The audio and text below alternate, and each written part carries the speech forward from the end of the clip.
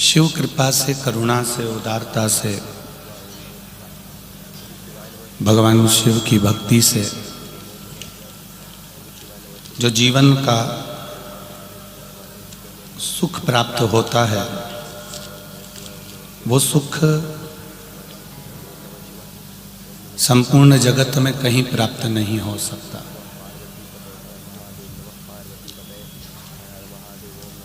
एक बेलपत्र से, एक लोटा जल से, एक चावल के दाने से, एक पुष्प की मात्र पंखड़ी से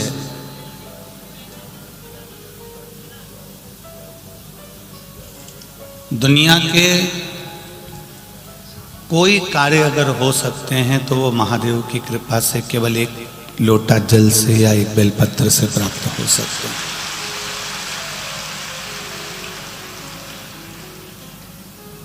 संपूर्ण जगत में, संपूर्ण विश्व में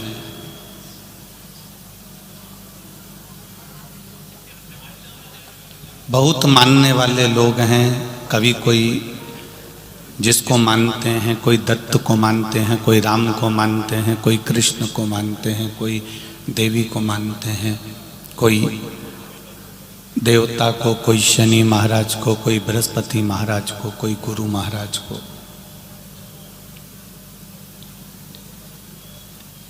ये आपके ऊपर है कि आप किसको मानते हैं, पर किसी को भी मानो, मना नहीं है। आप राम कहो, कृष्ण कहो, दुर्गा भवानी जगत जननी अम्बा कहो, दत्त कहो, स्वामी समर्थ कहो, विट्ठल पांडुरंगा कहो, संत एकनाथ, नामदेव, तुकाराम, मुक्ताई, जो तुमको कहना है तुम अपने मुख से वो जपो, मना नहीं है।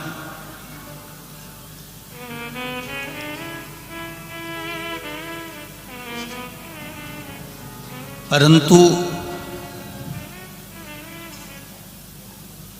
आप जिसको भी जप रहे हो उसका स्मरण करने पर अंतिम जो बिंदु है वो शिव है। अंतिम बिंदु वो शंकर है। राम कहोगे तो भी शिव के पास जाना है, कृष्ण कहोगे तो भी शिव के पास जाना है, दत्त कहोगे तो भी शिव के पास जाना है। चाहे तुम कुछ भी कह लो,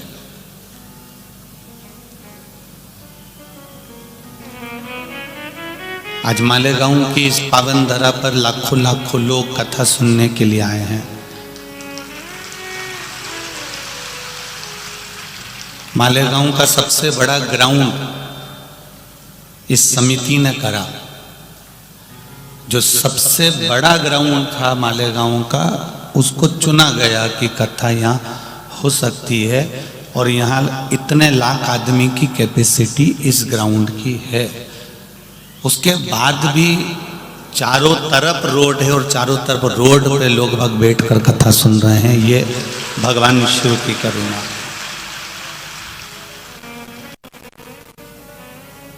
केवल एक समिति के लोग ही सेवा में नहीं लगे हैं, चाहे वो सेन समाज हो, नाई समाज हो, ब्राह्मण हो, क्षत्रिय हो, वैश्य हो, शूद्र हो, जो भी है।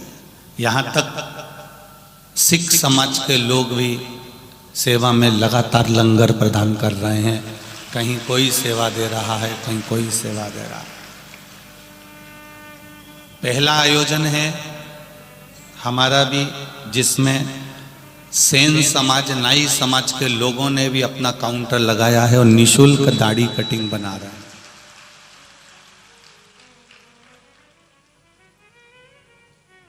चर्मकार समाज, चमड़े का जूता बनाने वाले चर्मकार समाज के लोग लाइन से बैठकर लोगों की चप्पल जूता सुधार रहे हैं।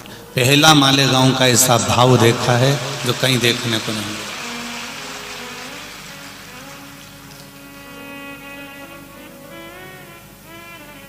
ये पहला भाव है।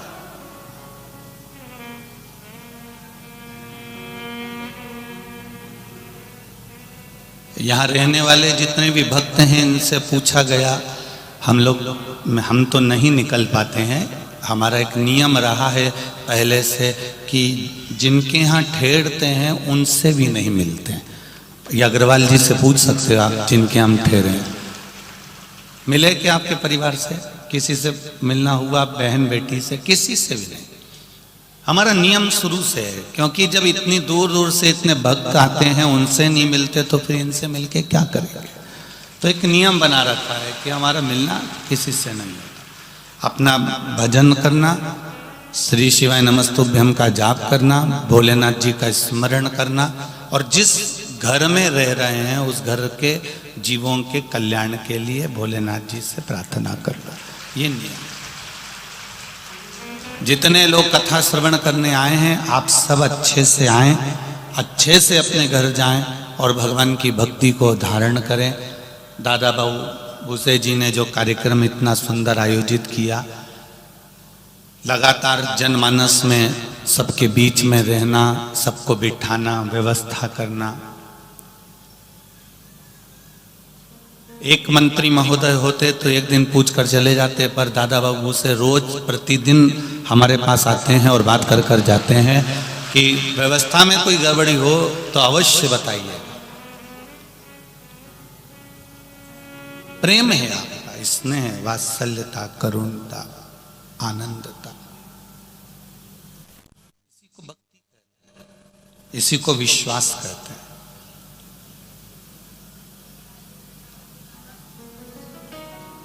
और ये भक्ति, विश्वास, दृढ़ता जब बढ़ती है तो हमें कहीं जाने की जरूरत नहीं पड़ती, परमात्मा खुद चलकर हमारे पास में आ जाते हैं।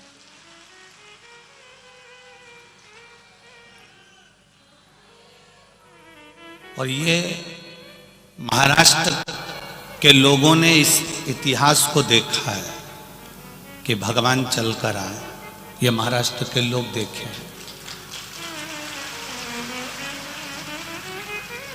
पंढरपुर में अपनी माता पिता की सेवा में पुंडलिक लगा रहता था।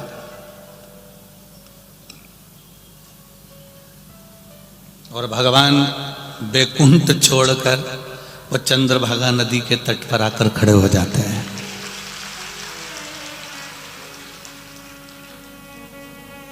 दरवाजा बजाया, पुंडलिक उठकर नहीं आया।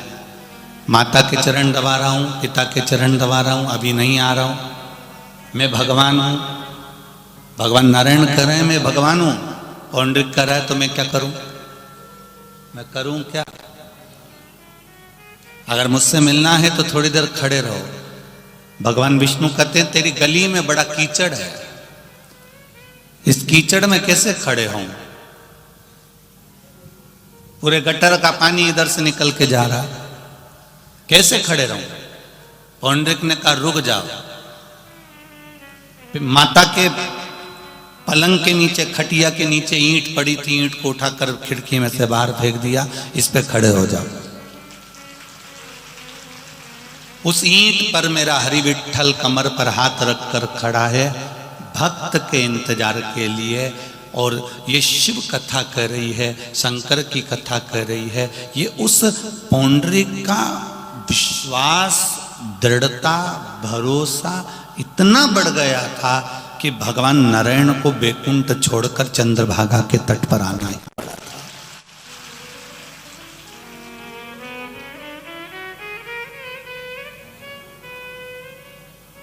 कोई कहता है हम पांडुरंगा विठ्ठल को भजते हैं, हम वारकरी संप्रदाय के लोग हैं, हम शंकर जी को नहीं मानते हैं। कोई कहता है हम राम वाले हैं, हम शिव जी को नहीं मानते हैं। कोई कहता है हम वेंकटेश भगवान को, नारायण को मानते हैं, हम गोदा रंगनाथ जी को मानते हैं, हम शंकर जी को नहीं मानते। कोई कहता है हम यमुना जी को, श्रीनाथ जी को मानते हैं, नाथद्वारा वाले को मानते हैं, हम भोलेनाथ जी को नहीं मानते। हमारा इतना सा कहना है, जब वेंकटेश भगवान पृथ्वी पर तप करने के लिए आए, तिरुमाला के शिखर पर जब पहुंचे तो उन्होंने पहली मुलाकात मृत्यु लोक के देव आदिदेव महादेव से करी और महादेव से पूछा कि मैं तप कहाँ करूं। तब कहा गया कि आप तिरुमाला के शिखर पर तप करिए। तिरुपति पर तिरुमाला के शिखर पर भगवान नारायण बैठ गए और नीचे कपिलेश्वर महादेव के रूप में मेरे महादेव बैठ गए। ये शिव है। नाथद्वारा में श्री जी बाबा ने पूछा मैं कहाँ रहूं। भगवान ने कहा नाथद्वारा में रहिए। एक लिंग जी में भगवान शंकर रह गए, नाथद्वारा में भगवान श्री जी बाबा रह गए। हरि विठ्ठल से मिलने भोलेनाथ जी आए, वो कहे मैं कहाँ रहूं। हरि विठ्ठल ने कहा आप मेरे सिर पर रहिए, मैं यहाँ खड़ा हूं, आप मेरे मस्तक पर बैठ जाइए। ये शिव को, मेरे शंकर को, मेरे ओघड़दानी को, मेरे देवादिदेव महादेव को दुनिया के लोग कह सकते हैं हम राम वाले, हम कृष्ण वाले, हम ये वाले, हम वो वाले।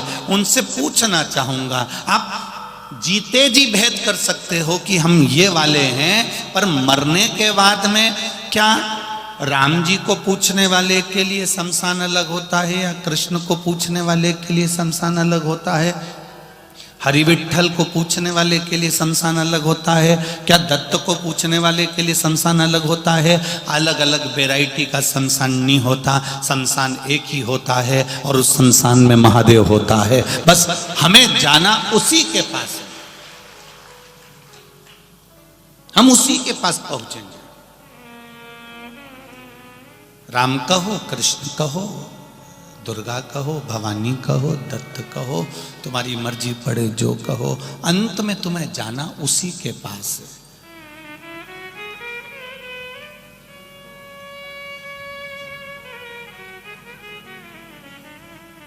एक बार माता पार्वती जी ने शिव जी से पूछ लिया था, कोई मर जाता है तो इसको सजा के क्यों लाते हैं?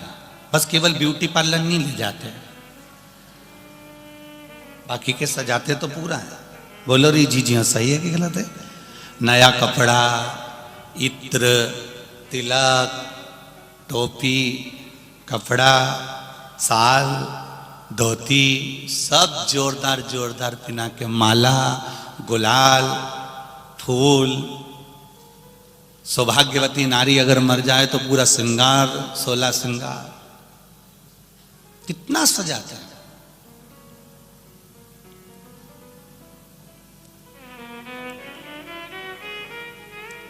पार्वती जी ने कहा भोलेनाथ जी से, मरने वाले व्यक्ति को इतना सजाकर आपके पास क्यों लाते हैं? शंकर भगवान बोले, ये हमेशा सच के दूसरे के पास जाता था तो मेरी जान जलती थी, मेरा होकर मेरे पास नहीं आ रहा।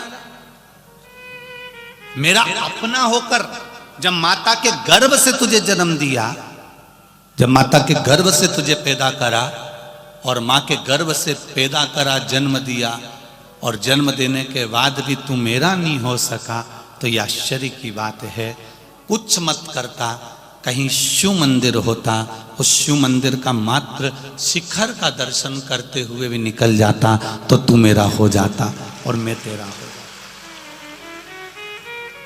जब दुख पड़ता है, तकलीफ आती है, कष्ट आता है, बीमारी आती है और रोग आता है, तब किसी भी ब्राह्मण से जाकर कहेंगे कि उनको ये तकलीफ है, ब्राह्मण कभी नहीं कहेगा कि राम रक्षा स्तोत्र का पाठ करो, कनक धारा का पाठ करो, श्री सूक्त का पाठ करो, या ये पाठ करो या वो पाठ करो।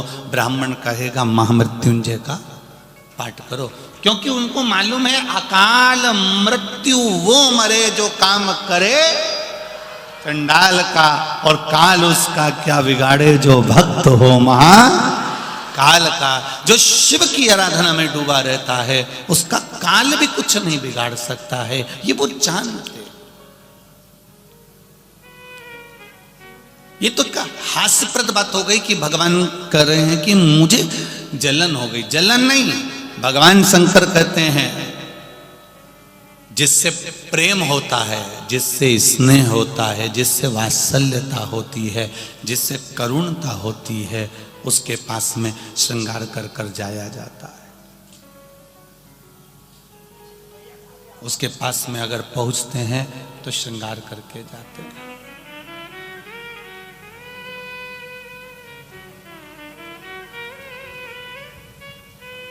मेरे भोले तेरा सहारा है, मेरी नैया का तू किनारा है। हम उस परमात्मा को पाने के लिए अपने भाव को प्रकट करते हैं।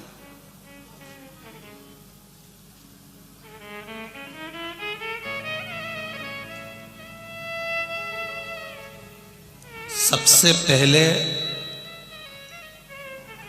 मरते ही शरीर को शमशान ले जाया जाता है। ये दुनिया देखती है, ये दुनिया देखती है कि मर गया तो इसको शमशान ले जाओ। पर कभी आपने सोचा कि सबसे पहले आप शमशान नहीं जाते हो, सबसे पहले शमशान में रहने वाला महादेव तुम्हारे दरवाजे पर तुम्हें लेने आता है। सबसे पहले वो देवाधिदेव महादेव आपके पास में पहुंचता है। अंत समय प्रभु आना पड़ेगा, वचन दिया तो निभाना पड़ेगा।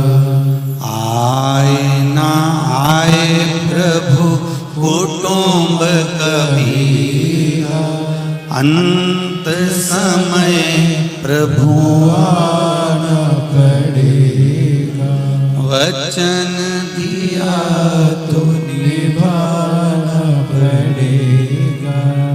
हम तो भोलेनाथ जी के पास में शमशान में बाद में जाते हैं। पहले शमशान में रहने वाला देवाधिदेव महादेव भगवान शंकर पहले हमारे द्वार पर आता है हमको लेने के लिए। पहले वो आता है।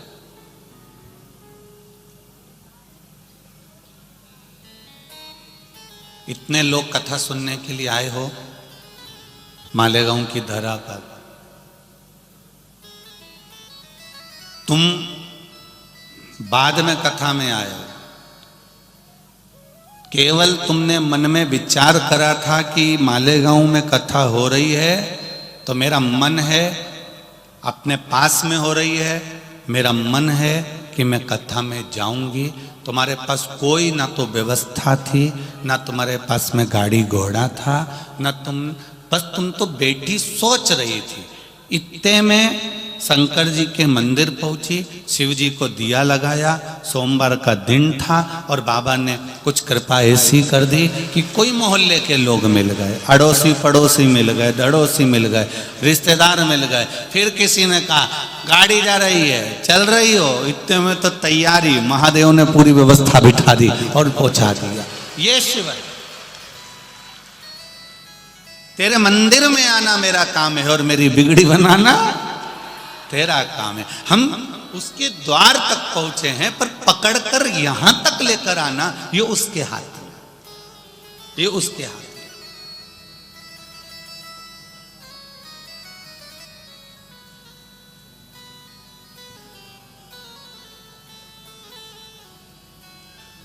तुम्हारे यहां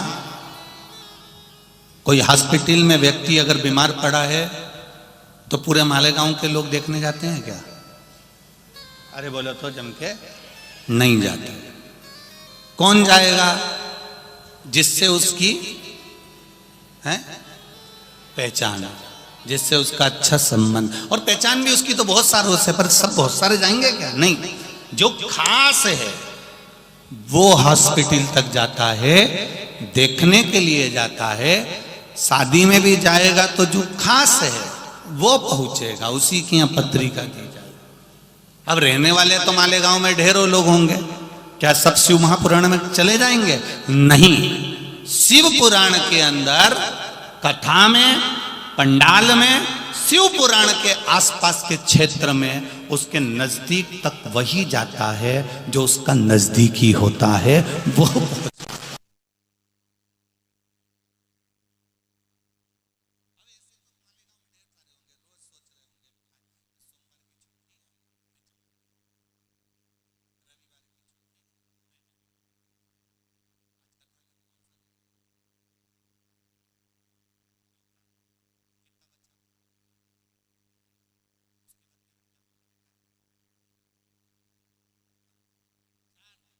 दिन, अब तीसरे 3 दिन में 2 दिन की कथा के क्रम में रहेंगे, फिर आखिरी दिन की वही कथा सुबह के टाइम हो जाएगी। और राम जी सीताराम जी आप अपने घर पे जाकर खूब बढ़िया आराम से आमठी और पूरन पोली खाओ, कौन मना करे? या कट्ठा दाल चावल और कट बनाकर खूब खाओ, कौन मना करे? और ज्यादा हो तो मिर्ची का ठेसा खा जाओ, अब उससे जो तुम्हारा मन करे वो पाओ, फिर कौन बोले?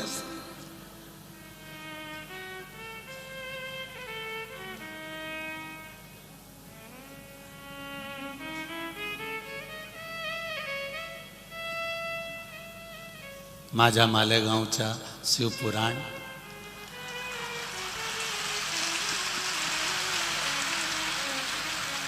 अब ये शिव पुराण जो हो रही है ये आपका सुख है, जो मिल गया मिल गया, जो रह गया वो रह गया, जिसको उसने बुलाया वो यहां तक आ गया, और जो आ गया फिर उसकी भी तैयारी है। जैसे तुम बैग लेकर शिव महापुराण की कथा में आए हो, उसकी भी पूरी तैयारी है कि तेरे दुख में सबसे पहले मैं नंदी लेकर खड़ा मिलूंगा। ये मेरी निश्चितता, ये मेरी निश्चितता। अंत समय प्रभु आना पड़ेगा, वचन दिया तो निभाना पड़ेगा। आए ना आए प्रभु कुटुंब कबीला, अंत समय प्रभु आना पड़ेगा। फिर निभाने की जवाबदारी उसकी है, वो निभाएगा।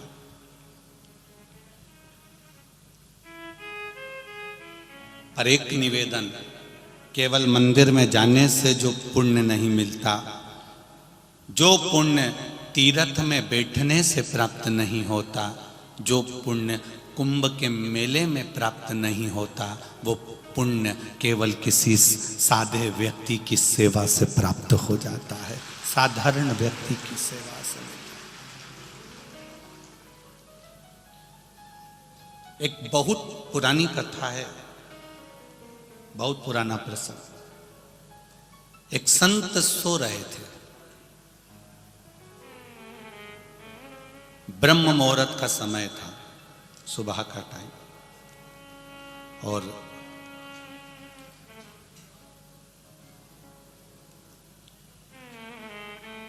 संत सोते सोते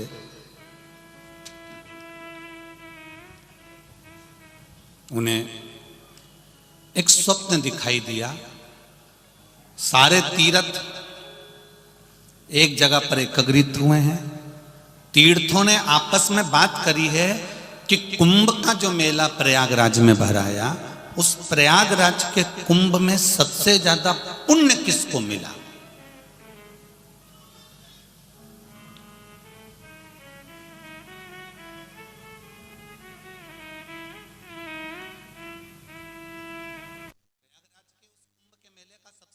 पुण्य किसको मिला? संत स्वप्न में देख रहे हैं कि प्रयागराज में तीर्थों का कुंभ का इकट्ठा हुआ, और सब लोगों ने आपस में बात करी कि अब की बार जो कुंभ का मेला भराया, उस कुंभ के मेले का सबसे ज्यादा पुण्य किसको मिला। तब सब किसी ना किसी का वर्णन कर रहे थे, तो प्रयागराज ने कहा सबसे ज्यादा पुण्य एक रामू मोची को प्राप्त हुआ। एक रामू मोची को, जो जूता बनाता है, चप्पल बनाता है, चमड़े का कार्य करता है, उस रामू मोची को पुण्य प्राप्त हुआ। इतने में रुद्रप्रयाग ने कहा कि प्रयागराज, हमने तो नहीं देखा कि रामू मोची यहां स्नान करने आया, कुंभ के मेले में आया। कुंभ के मेले में रामू मोची तो आया ही नहीं, ना प्रयागराज में आया, ना रुद्रप्रयाग में आया, ना हरिद्वार में आया, ना यमुना जी के घाट पर आया, ना सरस्वती के घाट पर आया, ना मंदाकिनी के घाट पर आया, ना गोदावरी के घाट पर आया। रामू मोची तो कहीं नहाने कुंभ के समय पर गया ही नहीं। फिर तुम प्रयागराज कैसे कह सकते हो कि सबसे ज्यादा पुण्य रामू मोची को मिला, जूता बनाने वाले को प्राप्त हो गया?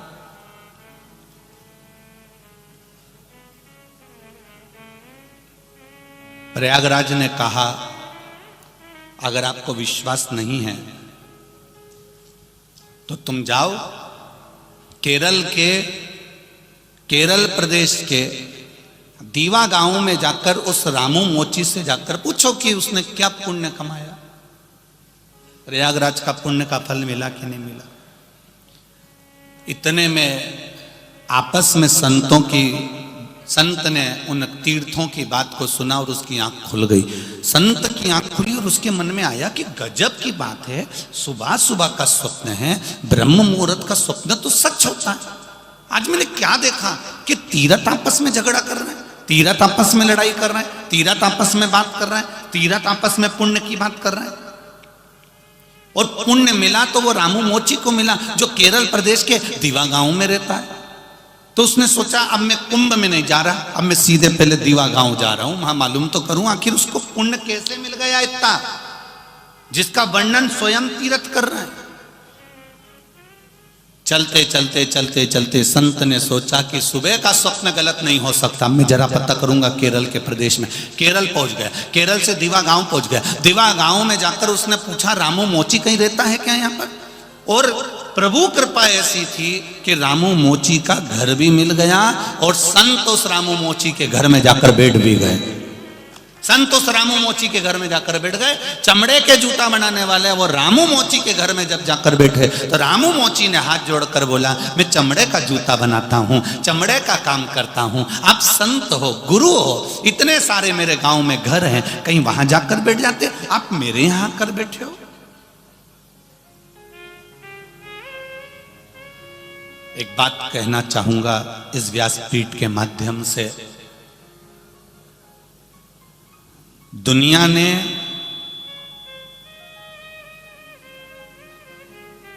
हमारे अपनों को अपनों से दूर कर दिया कि ये ब्राह्मण है, ये क्षत्रिय है, ये वैश्य है, ये शूद्र है। पर परमात्मा की कथा हमारे वेद, हमारे पुराण, हमारे शास्त्र कहते हैं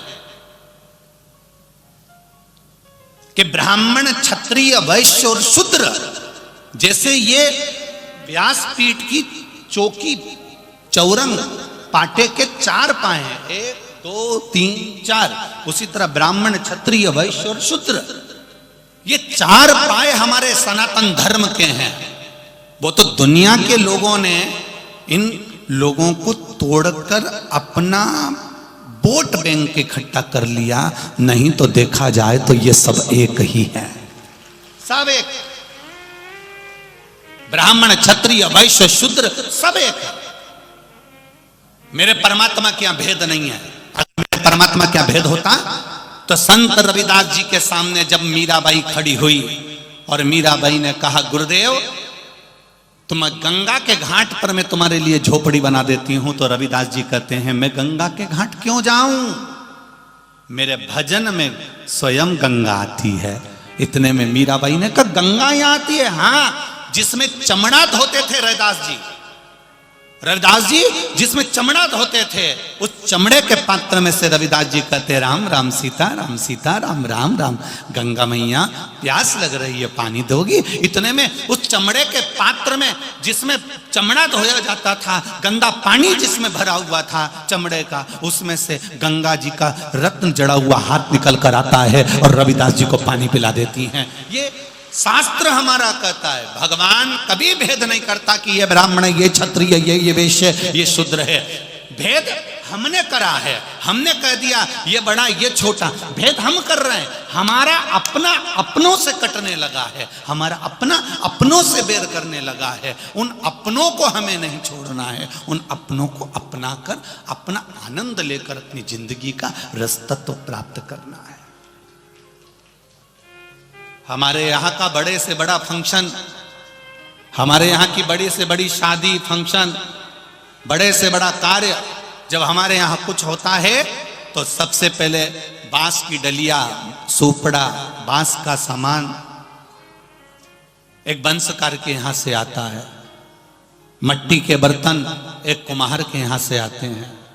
हमारे यहां से नित्य जो शुरुआत होती है वो कहीं ना कहीं हमारे यहां पर एक आनंद के साथ होती है। शंभो शरणे पड़ी मांगू घड़ी रे घड़ी दुख काटो दया करी ने दर्शन। ये शुरुआत है हमारे जीवन की और वहां सुख का अनुभव कराया जाता है, आनंद का अनुभव कराया जाता है। रामू मोची आप ही हो? हाँ। संत कह रहे हैं, रामू मोची ने पूछा आप कहां से आए हो? मैं प्रयागराज जा रहा था तो मैं यहां आ गया कुंभ के मेले में। अरे वाह। रामू मोची बोला मेरा भी 10 साल से मन कर रहा है कुंभ के मेले में जाऊं, प्रयागराज जाऊं, प्रयागराज जाऊं।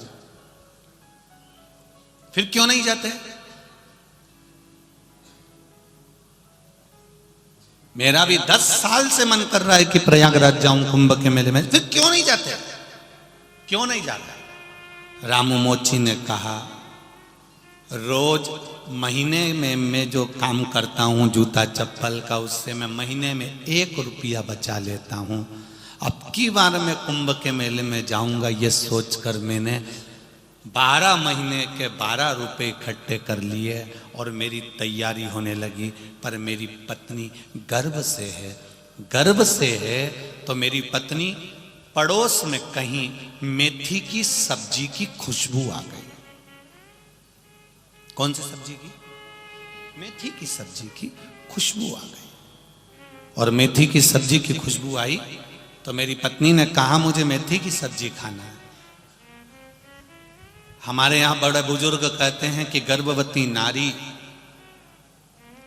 को जो प्रिय लगता है खाने के लिए वो उसको देना चाहिए, हमारे बुजुर्ग कहते हैं। मोची ने कहा मेरे पड़ोसी के यहाँ बहुत अच्छे पड़ोसी हैं, उनके पास में सब कुछ है, खूब अच्छा उनका घर भी बना है, 2 मंजिल का उनके यहाँ पर सब कुछ है। मैं उन्हीं के यहाँ पर पहुँच गया। मैंने दरवाज़ा बजाया, दरवाज़ा बजा कर कहा काकी जी, ओ काकी जी, काकी जी, ओ काकी जी। काकी जी ने दरवाजा खोला। क्या बात है रामू भैया? मेरी धर्म पत्नी गर्भ से है, आपके मेथी की सब्जी की खुशबू आ रही है, आप मेथी की सब्जी दे दोगी क्या थोड़ी सी? काकी ने हाथ जोड़कर कहा रामू भैया मैं सब्जी बन तो रही है मेरे यहाँ सब्जी बन रही है, पर मैं सब्जी आपको नहीं दूंगी। रामू मोची बोला कि आप अच्छे कुल से होगे और मैं चर्मकार हूं, चमड़े का जूता बनाने वाला, शायद आप इसलिए नहीं दे रहे हो। नहीं नहीं रामू भैया ऐसी बात नहीं है। काकी की आंखों से जल निकल चला। रामू ने पूछ लिया काकी तुम रो क्यों रही हो, क्या हुआ? रामू भैया 5 दिन से घर में भोजन नहीं बना था, कर्जे में ज्यादा लूम हो गए, तुम्हारे काका घर ही नहीं आ रहे हैं, आते हैं तो खिड़की में से कूद कर आते हैं, कोई देख लेगा पैसा मांगने आ जाएगा। ये सारा घर बैंक में कहीं ना कहीं गिरवे रखा हुआ है, धन पड़ा हुआ, कुछ भी नहीं है, बच्चों की विद्या अध्ययन का पैसा भी नहीं है। जब 5 दिन से हम लोग भूखे थे तब एक शव 3 दिन पहले शमशान में जलाया गया था। जलने वाला जो लाश थी जिसका अंतिम संस्कार करा गया था, उसको मेथी की सब्जी का शौक था, इसलिए तीसरे के उठाने में जब खारी समेटने के लिए जाते हैं, आपको भी मालूम होगा, जब खारी समेटने जाते हैं, अस्थियां संचय करने जाते हैं, तो उसको जो अच्छी चीज होती है वो शमशान में रख कर आते हैं। बोलो सही है कि गलत है? समोसा कचौड़ी जो भी वो खाता था, तो उसको मेथी की सब्जी का शौक था, मेथी उस जगह पर रखी थी। मेरा पति वहां से मेथी उठा कर ले आया रामू भैया, और वो मेथी की सब्जी अंदर बन रही है। ऐसी जगह की मैं सब्जी आपको कैसे दे दूं रामू भैया, क्योंकि आपकी धर्म पत्नी गर्भ से है, गर्भ से। ऐसी सब्जी मैं आपको कैसे दूं? रामू भैया ने कहा, काकी जी घर इतना बड़ा सब गिरवे रखा, हाँ कर्जे में लदा लूम, 2 रोटी नहीं खा सकते रामू भैया। बच्चे भूख से बिलख रहे हैं रामू भैया। चमड़े का जूता बनाने वाले चर्मकार सब्जी लेकर कहते हैं कि मुझे थोड़ी सी सब्जी दे दो, क्योंकि मेरी पत्नी के लिए चाहिए। सब्जी लेकर तो चले गए। 12 रुपए जो उन्होंने कुंभ में जाने के लिए इकट्ठे करे थे वो लेकर काकी के हाथ में थमा दिए कि ये कुंभ में जा रहा था, उसका धन था। 1 साल 12 महीने में 12 रुपए मैंने कमाए हैं कुंभ में जाने के लिए, प्रयागराज जाने के लिए। ये 12 रुपए तुम रखो, बच्चों का पेट भरो, फिर देखा जाएगा। कुंभ के मेले में मैं बाद में चले जाऊंगा। संत को जब मालूम पड़ा तो संत ने उस रामू मोची के हाथ जोड़ लिए कि तेरे बराबर दुनिया में कोई पुण्य नहीं कर सकता। कोई सत्कर्म जितना पुण्य तीर्थ में बैठने से नहीं मिलता, जितना पुण्य कहीं देवालय में बैठने से नहीं मिलता, उतना पुण्य किसी सत्कर्म को करते हुए चलो। किसी की विद्या, किसी का भोजन, किसी को पानी, किसी को जल, ये देते हुए चलो। इसका जो पुण्य है ये तो भगवान भी आपके पुण्य का बखान करेगा कि इसने ये पुण्य करा है। गुरु नानक देव जी ने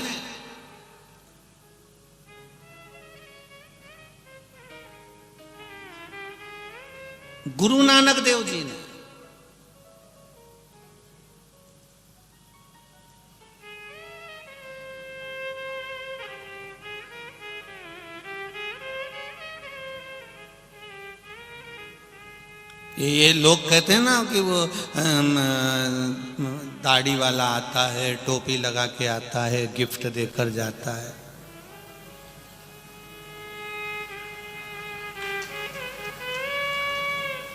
ये सफेद दाढ़ी वाला तो एक ही है, और वो है मेरा गुरु नानक देव, जिसने दुनिया का पेट भरना सिखाया है। एक ही है गुरु नानक देव, जिन्होंने अपने अनुयायियों से कहा, अपने धर्म को मानने वालों से कहा कि किसी भूखे के पेट भरने से बड़ा दुनिया में कोई पुण्य नहीं है, भरो पेट। इसलिए जहां भी जाओगे, जिस गांव में जाओ, वहां होटल नहीं मिले तुमको, वहां तुमको अगर होटल नहीं मिले, भोजन नहीं मिले, साधन नहीं मिले, तो किसी गुरुद्वारे में जाकर बैठ जाना। उस गुरुद्वारे में तुमको पेट भरकर भोजन जरूर मिलेगा, खाली नहीं लौटाया जाएगा। वो भूखा नहीं लौटा सकता। इसलिए जो बोले सो निहाल ससरिये, ये एक आनंद है हमारे सनातन धर्म का, एक आनंद है हमारा।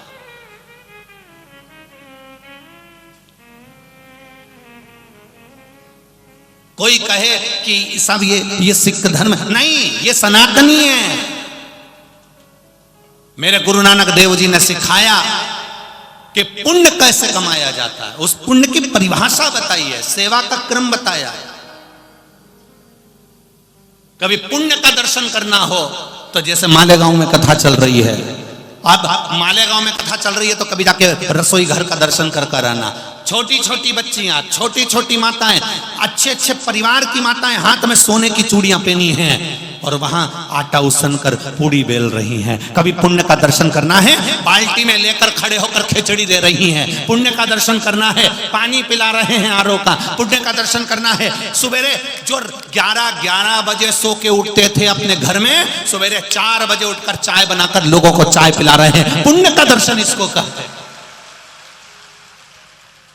जो अपने घर के सेठ हैं, 11 बजे से पहले घर में नहीं उठते थे। पत्नी भी कहती थी उठ जाओ, 10 बज गई, 10 बज गई, 11 बज गई। वो सवेरे 4 बजे उठकर कथा के पंडाल में भगोना रखकर चाय उकलवा रहे हैं और छोटे छोटे कप में सबको चाय पिला रहे हैं। ये पुण्य नहीं तो और क्या है? पानी पिला रहे हैं, अन्न दे रहे हैं, भाग दे रहे हैं, बिस्कुट बांट।